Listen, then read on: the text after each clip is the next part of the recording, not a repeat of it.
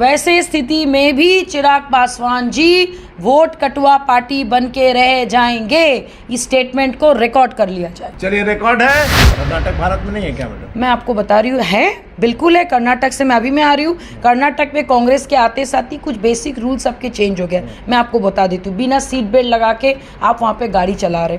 मैं तो यही असर देख रही हूँ कि भाई सातों दल जो आ रहे हैं, चाहे वो ममता बनर्जी हो, केसीआर हो, अखिलेश यादव हो या फिर राहुल गांधी, अचानक से पीएम के पद से नीतीश कुमार जी का नाम हटाने का मतलब है कहीं ना कहीं ललन सिंह जी अभी आरजेडी के एजेंट के हिसाब से काम कर रहे हैं। नमस्कार, आप देख रहे हैं भारत लाइव। अभी हमारे साथ है रालोसपा की राष्ट्रीय प्रवक्ता देवजानी मित्रा। इनसे जानेंगे कल जिस प्रकार से मांझी प्रकरण के बाद से बिहार की राजनीति गर्मा गई है, तमाम नेताओं की प्रतिक्रिया आई है। चिराग पासवान ने भी कहा है कि मुख्यमंत्री नीतीश कुमार के पास जो भी गया है उसे उन्होंने ठगने का काम किया है। आप क्या कहेंगे मैडम? देखिए, ऑनेस्टली बताएं कि हम लोग तो पहले से ही जानते थे कि जितिन राम मांझी जी जो है वो एनडीए में आएंगे और उनका कुछ शर्तें था जो महागठबंधन को उन्होंने दिया था कि 5 सीट। तो मुझे लगता है कि शायद उनका वो डील महागठबंधन के साथ फाइनल नहीं हुई। दूसरी बात ये भी कि 23 तारीख को जो इतने बड़े महासम्मेलन होने वाला है उसमें जितिन राम मांझी जी जैसे नेता को, जो एक सीएम भी रह चुके, उनको न्योता तक नहीं दिया गया। तो कहीं ना कहीं उनके साथ बार बार लगातार एक डिसरेस्पेक्टफुल तरीके से उनके साथ बिहेवियर हो रहा था, चाहे वो ऑनरेबल सीएम के द्वारा हो या उनके बाकी पार्टी के लोगों के द्वारा हो। तो आप जब इस टाइप के बिहेवियर करेंगे और आपके पुराने साथी को अगर आप ढंग से नहीं रख पाएंगे, उनका पुराना इतिहास है, ऐसा नहीं कि पहले अभी आपके जितिन राम जी सिर्फ हैं, आपके उपेंद्र जी हैं, पहले भी और भी नेता लोग के बारे में हम लोग बात कर चुके हैं। तो ये एक जेडीयू का अभी एक संस्कार बन चुका है कि पुराने लोगों को ये रख नहीं पाते, नए लोगों के साथ काम नहीं कर पाते, या फिर नए लोगों के दबाव में आके आपके पीएम बनने का सपना देखते हैं और फिर अचानक से पलटी मार के उन्हीं के मुंह से फिर बुलवाना पड़ता है कि भाई पीएम का जो उम्मीदवार है वो हमारे सीएम। तो इसमें मांझी जी की गलती नहीं मान रहे हैं? कहा जाता है कि मांझी जी बिन पेंदी के लोटा है। देखिए, अभी तो बहुत कुछ लोग बोलेंगे क्योंकि एक इतना बड़ा लीडर, हम पार्टी का इतना बड़ा लीडर, उनके बेटे इतने पढ़े लिखे हैं भाई। इतना बड़ा लीडर मुख्यमंत्री उन्हें नीतीश कुमार जी नहीं बनाया। नहीं, ठीक है, बनाने का मतलब ये नहीं कि भाई आप उनके साथ कुछ भी व्यवहार आप करें, आप जब मर्जी उनको कुछ बोल दे। कभी आपने पूर्णिया में उनके साथ जो बोला आपने वो नहीं किया। फिर अगर वो 5 सीट मांगे और एक दिन पहले सारे उनके जितने भी विधायक थे उनके साथ एक बैठक भी हुई थी और आई एम श्योर कि कुछ ऐसी बातचीत हुई होगी जो चीज़ हम पार्टी के लिए सही नहीं था। और जैसे कि हम लोग कल प्रेस कॉन्फ्रेंस में पहले से पता था कि आएंगे आप लोग के साथ। मुझे तो पहले से इसीलिए पता था कि बिल्कुल नहीं, वो तो है ही। और जिस पार्टी के साथ अभी वो लोग हैं, महागठबंधन, हम देख पा रहे कि वो लोग कितना ज़्यादा अभी काम कर रहे हैं, इतना काम कर रहे हैं कि बिहार का इतना भला हो रहा है कि भाई महासम्मेलन करना पड़ रहा है। तो कहीं ना कहीं पढ़े लिखे लोगों की जो एक कुनबा है ना, वो इनके साथ टिक नहीं पाएगा। और हम लोग जैसा जानते कि संतोष कुमार सुमन जी बहुत पढ़े लिखे हैं, प्रोफेसर है, नेट क्वालिफाई कर चुके हैं, तो वो वेवलेंथ मैच करना बड़ा टफ है तेजस्वी प्रसाद यादव के साथ। और कहीं ना कहीं जितिन राम मांझी जी भी अपने बेटे को सीएम उम्मीदवार भी देखते हैं। महत्वाकांक्षा जहाँ टकराती है वहाँ बुद्धिमानी आप याद आने लगता है। नहीं, ऐसा बात नहीं है। देखिए, आप महत्वाकांक्षा किसके अंदर नहीं है? आपको क्या लगता है कि लालू जी जो अपने पार्टी को, मांझी में काबिलियत यही है कि वो जितिन राम मांझी के बेटे हैं मैडम? देखिए, अगर ऐसी बात है तब तो फिर चिराग पासवान भी वही है, तेजस्वी प्रसाद यादव भी वही है, तेज प्रताप यादव भी वही है। हाँ, तो वही बात है भाई, सब अपने पिता के नाम पे, अपने भाई का नाम का फायदा सही बात है कि एक जनरेशन मेहनत किया तो दूसरा जनरेशन को उससे आगे बढ़ना चाहिए। लेकिन हमारे पार्टी में एक प्लस पॉइंट क्या है कि सारे घर के लोगों को उन्होंने सामने नहीं किया। अगर आप देखेंगे तो नेशनल स्पोक्स पर्सन मैं भी हूँ, श्रवण जी भी है, आपका स्टेट स्पोक्स पर्सन चंदन जी भी है, सब उनके घर के लोग नहीं है। विधायक में भी जो भी और भी है, सब अलग अलग लोग हैं। तो ये चीज़ बहुत ज़रूरी है राजनीति में। कहीं ना कहीं इसमें मुझे लगता है कि हमारे ऑनरेबल सीएम साहब फेल है, वो पुराने लोगों को साथ नहीं रख पाए जो उनके हमेशा तारीफ किया करते थे। मैडम, कल के प्रकरण में एक बात जो सच्चाई सामने नजर आई है, क्या चिराग पासवान में और आप लोग में, पशुपति कुमार पारस में कुछ जो गड़बड़ियाँ थी वो ठीक हो रही है? क्योंकि जिस प्रकार से पारस जी ने कहा, कल चिराग पासवान ने भी कहा कि मुख्यमंत्री नीतीश कुमार दलितों के विरोधी हैं, तो विचार मिल रहे हैं, क्या परिवार भी मिल सकता है? देखिए, दलित विरोधी नीतीश कुमार जी हैं, ये चिराग पासवान जी बोले, हमारे मिनिस्टर बोले, एक आम आदमी बिहार का सबको पता है।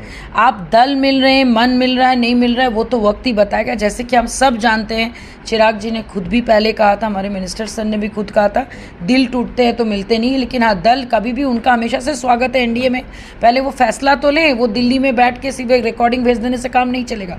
ये तो भाई एक नेशनल स्पोक्स पर्सन का लेवल का वो काम कर रहे हैं। वो कितने बड़े नेता है, उनको अभी गर्मी में यहाँ पे आना चाहिए, मिलना चाहिए, बैठना चाहिए, देखना चाहिए, वो सब तो कर नहीं रहे। बिहार फर्स्ट, बिहारी फर्स्ट उन्होंने लॉन्च कर दिया हार के, जब देखा कि भाई एनडीए से भी कोई आवाज नहीं है, महागठबंधन से भी कोई आवाज नहीं है। यही चिराग पासवान में आपको सिर्फ जो है अच्छाइयाँ नजर आती थी, यही चिराग पासवान को आप मुख्यमंत्री बनाना चाह रही थी, और पार्टी बदलते ही जो है आपका विचार बदल गया। बिल्कुल, मेरा विचार वही है।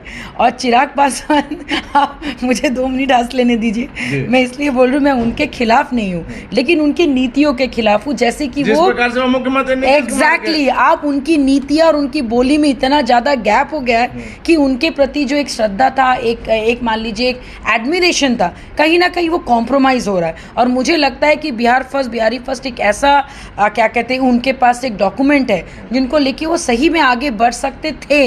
लेकिन अभी जब कहीं पे कुछ नहीं मिला, ना इधर मिला ना उधर मिला, इतना रोना गाना क्या, फाइनली उन्होंने बिहार फर्स्ट, बिहारी फर्स्ट मुंह से तो व्हाट्सएप नंबर भी जारी किया है लोगों को सुझाव देने के लिए। भगवान, ये सब दिखावा है अनिल जी, ये सब करके वो कहीं पे भी टिक नहीं पाएंगे। उनको फिर भी स्टैंड लेना होगा। कितना आसान होता, जमुई के सांसद हैं, जमुई से लड़ते, जीतते वहाँ से, उसके बाद आगे अपना प्लानिंग करते, लेकिन वहाँ पे वो गए ही नहीं, और बार बार हाजीपुर तो ये बचकाना इसी से है कि हाजीपुर आना चाह रहे हैं। बिल्कुल, हम लोग को कोई बेचैनी नहीं है, लेकिन अपना जहाँ से सांसद है वहाँ से क्यों नहीं लड़ना चाहते, मुझे वो बताइए ना। अभी इतना आपके क्या कहते हैं, जितेंद्र राम मांझी जी के पुत्र के ऊपर वो अपना क्या कहते बयान वो जारी करते हैं, लेकिन कितने बार वो जमुई जाके काम किए, जमुई के लोगों से जाके वहाँ पे पूछिए, आपको लोग बता देंगे। तो बड़ा दुख होता है देख के। को भी लोग कहता है कि क्षेत्र में नजर नहीं आते। बिल्कुल नहीं, एकदम नहीं। अगर आप हाजीपुर जाइएगा तो ऑन रिकॉर्ड है, मैं आपको भेज भी दूंगी, ऑन रिकॉर्ड है कि अभी जितने बार, जितना ज्यादा सर अभी पटना में रह के, अभी तो कल ही क्या कहते आपका दिल्ली गए, फिर वो परसों आ रहे, कल भी गए थे। हाँ बिल्कुल, अभी वो लगातार हाजीपुर में, और कल आपका 10 लाख नियुक्ति पत्र भी बांटे जो हमारे ऑनरेबल पीएम के द्वारा, उनके हाथ से तो ऑलरेडी आपका पहले आपका क्या कहते हैं 75, फिर 70, फिर अभी 10, तो ऑलरेडी उन्हीं के हाथ से तो 5 से 6 लाख रुपए का चिराग पासवान से आपको बात होती है कि नहीं? चिराग पासवान जी से मेरी ऑनेस्टली कोई बात नहीं होती है, बट मैं definitely as a youth leader मैं तो बस उनको हमेशा से यही सलाह दूंगी, sir please change your circle. उनके आसपास के नवरत्न उनके लायक नहीं है, उनको सलाह लोग गलत दे रहे सब। देखिए जितने भी चिराग पासवान के अगल बगल अच्छे लोग नहीं हैं, अच्छे लोग नहीं, सब अपना अपना फायदा देख रहे हैं, कोई चिराग पासवान का फायदा नहीं देख रहे। चिराग पासवान का फायदा देखने से ही वही देखेंगे जो सच्चे मन से चिराग को डेफिनेटली मैंने उनको बोला था, मैं आज तक ऐसा कोई बात नहीं जो मैंने चिराग जी को नहीं बोला है मेरे पास, मेरे को दैट इज वाई मेरे को छोड़ना पड़ा ना अनिल जी। चलिए मैडम, मांझी जी के इस्तीफे का 23 तारीख की मीटिंग पर आप क्या असर देख रहे हैं? मैं तो यही असर देख रही हूँ कि भाई सातों दल जो आ रहे हैं, चाहे वो ममता बनर्जी हो, केसीआर हो, अखिलेश यादव हो, या फिर राहुल गांधी, अचानक से पीएम के पद से नीतीश कुमार जी का नाम हटाने का मतलब है कहीं ना कहीं ललन सिंह जी अभी आरजेडी के एजेंट के हिसाब से काम कर रहे हैं, और उनको ये भी लग रहा है कि अगर तेजस्वी आपके सीएम बन गए तो कहीं ना कहीं डिप्टी सीएम की कुर्सी उनके लिए, तो वो अपना मतलब साध रहे। और ममता बनर्जी कितने पानी में है, अखिलेश यादव कितने पानी में, ये मेरे से ज़्यादा जनता जानते हैं। और ममता बनर्जी के बारे में अगर डिटेल में जानना है तो मेरे से बेटर प्रशांत किशोर जी आपको बोल देंगे कि भाई वो क्या है, भाई जो अपने राज्य को संभाल नहीं पाए, जहाँ पे ईडी सीबीआई का रेड होता है, जहाँ पे क्या कहते हैं उनके एडुकेशन मिनिस्टर फिलहाल जेल में, वो क्या आपके यहाँ पे करेंगे। और पीएम के उम्मीदवार जिनको भी वो बनाए, क्या वो क्लीन शीट है, क्या वो सही में विकास कर पाएंगे, तो ये सारा क्वेश्चन मार्क है। कहीं ना कहीं एक प्रेशर पॉलिटिक्स के तहत हमारे ऑनरेबल सीएम का नाम हटाया गया और राहुल गांधी का नाम आई एम श्योर दावेदारी में रखा जाएगा।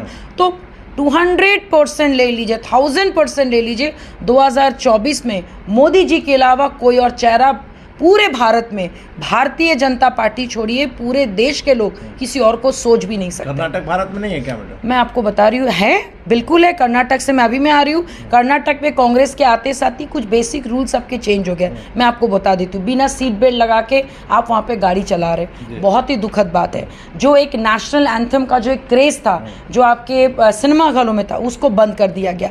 तो ये बहुत सारी चीजें गलत होना शुरू हो गया। सिर्फ एक कर्नाटक का जीत का मतलब पूरा भारत का जीत नहीं है। से आप लोग को टेंशन नहीं?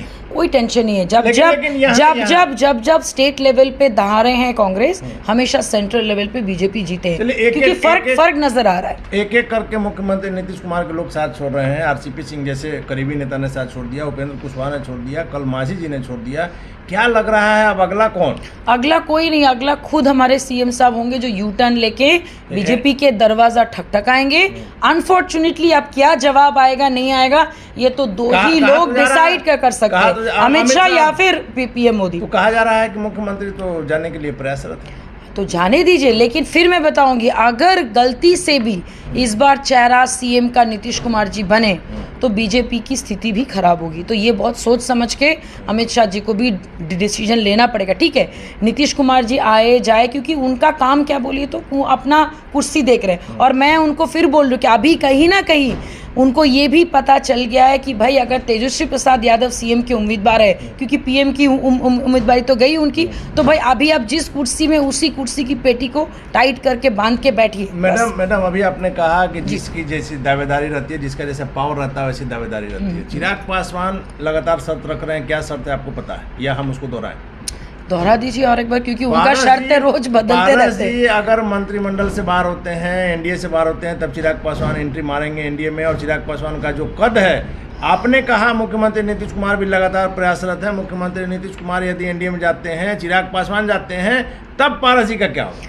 कितना दुखद बात है, जिस घर के बेटे हैं, जिनको उन्होंने बचपन से मझले पापा बोले हैं, आज किसी और के बहकावे में आकर उन्होंने ये शर्त रख दी कि भाई अगर चाचा लेट मी जस्ट कंप्लीट। कितनी खराब बात है कि कैसे युवा पीढ़ी को क्या शिक्षा दे रहे हैं आप ये बताना चाह रहे हैं कि आपके पिताजी जिन्होंने अपने हाथों से हाजीपुर अपने भाई को सौंपा था, आप अपने फादर के डिसीजन पे क्वेश्चन मार्क कर रहे हैं, जो हमारे टोटल संस्कृति के, हमारे संस्कार के खिलाफ है। दूसरी बात, चिराग जी में इतनी ऑडेसिटी आ गई है कि उनको समझ नहीं आ रहा है कि बड़े बुजुर्गों का जाने से आपकी अगर एंट्री होगी, अगर आप ऐसा सोच रहे हैं, तो आपकी भी एक दिन बाहरी, आपको भी एक दिन बाहर का रास्ता दिखाया जाएगा किसी और के वजह से। लेकिन मैं आपको ये भी बता दूं, बीजेपी क्या करेगी इस पर? बीजेपी कोई सवाल ही नहीं है। सबसे पहली बात, बीजेपी इस टाइप के शर्त को खारिज करेंगे। क्या ये संभावना नहीं है कि पारस जी को कहे कि आपको बिल्कुल ना, देखिए वो चीज अलग है, लेकिन उनको हटा के उनकी एंट्री, किसी को बाहर करने से किसी की एंट्री करके नहीं, ये संभावना है कि हाजीपुर से चिराग पासवान को बीजेपी लड़ा दे और पारस जी को कहे कि आपको हम राज्यपाल बना दे, मंत्री बना दे, राज्यसभा भेज दे। सुनिए मेरी बात, सबसे पहले हाजीपुर की अभी जो स्थिति है, अभी अगर चिराग पासवान अगर वहाँ से खड़े होकर लड़ेंगे ना, वो सिर्फ वोट कटुआ पार्टी बनेंगे। मैं आपको लिख के दे रही हूँ। लेकिन अगर वहाँ से हमारे ऑनरेबल मिनिस्टर सर लड़ेंगे तो डेफिनेटली जीतेंगे, क्योंकि कहीं ना कहीं वहाँ पे चेहरा वो खुद है। और हम लोग बहुत क्लियर कट चीज़ है कि भाई we are the only alliance of BJP, whereas Chirag Paswan कहीं नहीं। तो पहले उनको क्लियर करने दीजिए ना, वो कहाँ है। एक आखिरी सवाल, इसके बाद से इस डिबेट को खत्म करते हैं कि यदि ऐसी संभावना बनती है, हम संभावनाओं में बात कर रहे हैं कि पारस जी एनडीए में हैं, हाजीपुर से लड़ रहे हैं, और चिराग पासवान महागठबंधन से हाजीपुर से लड़ रहे हैं, वैसी स्थिति में क्या हो? वैसे स्थिति में भी चिराग पासवान जी वोट कटुआ पार्टी बन के रह जाएंगे। इस स्टेटमेंट को रिकॉर्ड कर लिया जाए। चलिए, रिकॉर्ड है। तो चिराग पासवान हाजीपुर से वोट कटुआ बनकर रह जाएंगे, देवजानी मित्रा का सीधा सीधी आरोप है। और सबसे बड़ी बात है कि मुख्यमंत्री नीतीश कुमार के विपक्षी एकता को बहुत बड़ा झटका लगा है, जिस प्रकार से जितना मांझी गए हैं। और इस मुद्दे पर कम से कम रालोजपा और लोक जनशक्ति पार्टी रामविलास का एक मत है कि दलित विरोधी नीतीश कुमार हैं। इन तमाम घटनाओं का बिहार की राजनीति पर आगे आने वाले समय में क्या प्रभाव पड़ेगा, देखने वाली बातों की। फिलहाल आप बने रहे भारत लाइव के साथ। अगर ये वीडियो पसंद आई और वह बिहार के राजनीति और बिहारियत से सरोकार रखेनी, तो सब्सक्राइब बटन दबा के चैनल के सब्सक्राइब कर ली। ओजे एगो घंटी बा, ओकरा बटन दबा देला से कुल सटीक और मारक खबर रुआ मुफ्त में मिल जाई। अगर रुआ पत्रकारिता के हमनी के नया प्रयोग में सहयोग कर चाहतानी, तो ज्वाइन बटन दबा दी। पेटीएम नंबर नोट कर ली 9386816700। धन्यवाद।